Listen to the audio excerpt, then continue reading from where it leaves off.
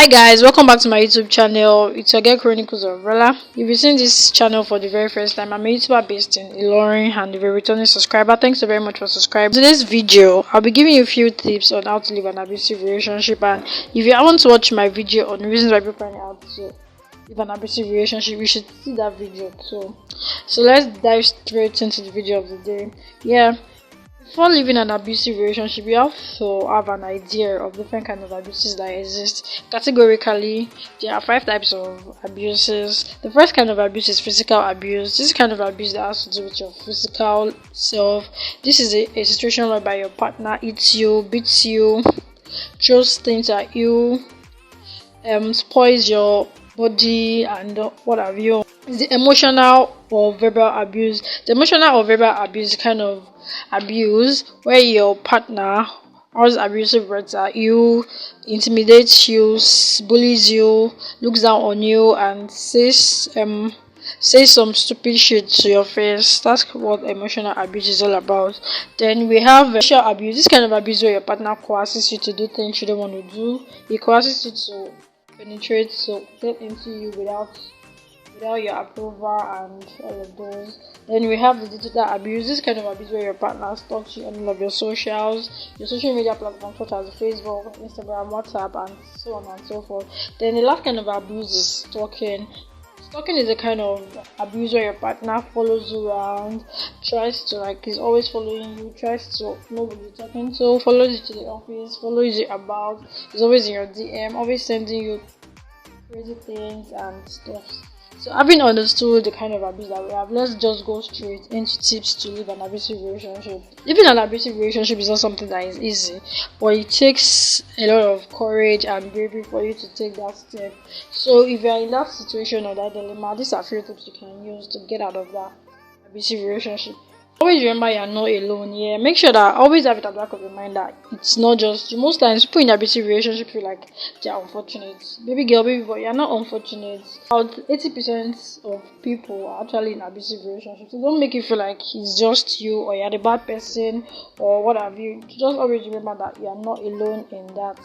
Another thing you need to look at is knowing that wanting to live is bravery. And most people feel like they're a weakling for wanting to back out. No, you're not a weakling. For you to be able to come up with the idea that okay, I'm done doing this, it takes a lot of courage and bravery. So girl, if that's what you want to do, just take that bold step. I know it's not easy, but at the end of the day, it's actually worth it.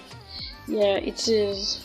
Another thing you have to know is you should loop in your support system. Support system can be your friends, your family, your sister. You should just have people that you can actually lean on when it really gets tough, when it really gets difficult. And that's what looping support system means. Making an escape plan. This is it comes to knowing where you want to go to, who you want to be with. Are you going to leave the state? Are you leaving the country? Are you leaving the environment? Are you leaving the street? Yes. Just make sure that before you leave that, you can't just wake up and say you're leaving. No, you have to have an escape plan. This is where you are going to. This is who you'll be staying with. Are you going with your children? As if you have kids. Are you going alone? Are you doing this? Are you going with your head? Are you going with your leg? Are you going with your mouth? That's what having an escape plan means. Packing a go bag. Yeah. Like I said earlier, living is not something you can just think and wake up and say, okay, you're going. You have to have started implementing it. So, packing a go bag simply means picking a bag where you can put some of your stuff, your credentials, few of your clothes, your skincare routines, some canned foods, and some things you can't easily do without. So, just make sure you have it.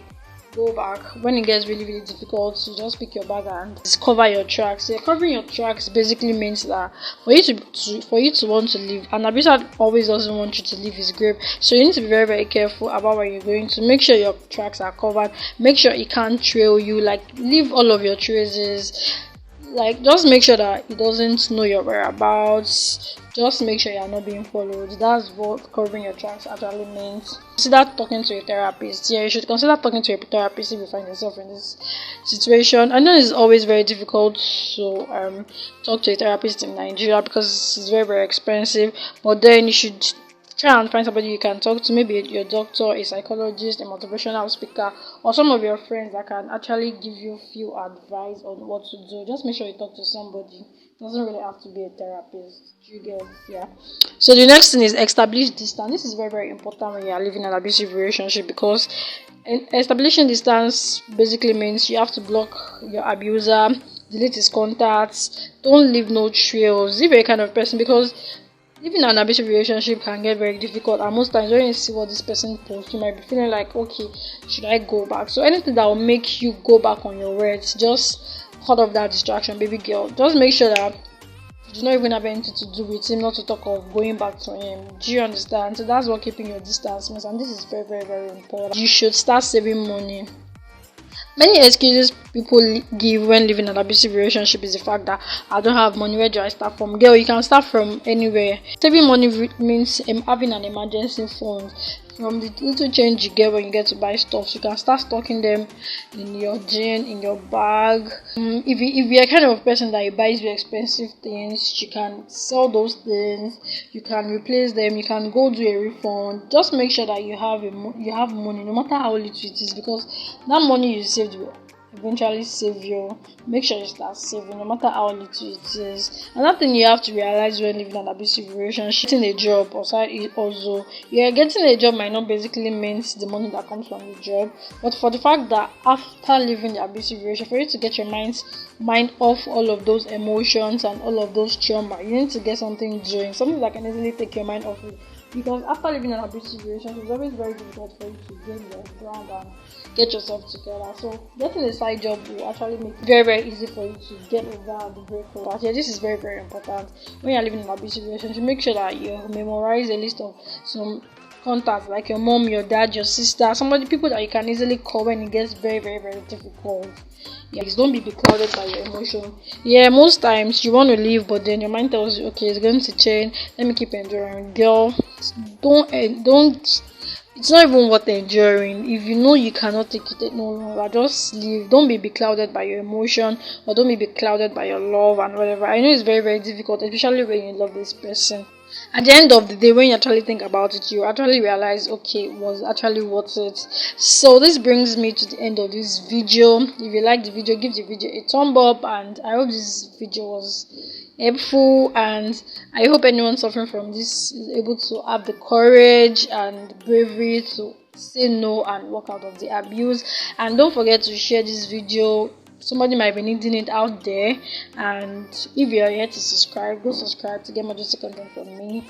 And that brings me to the end of the video. See you guys in my next video. Thanks for watching. Bye.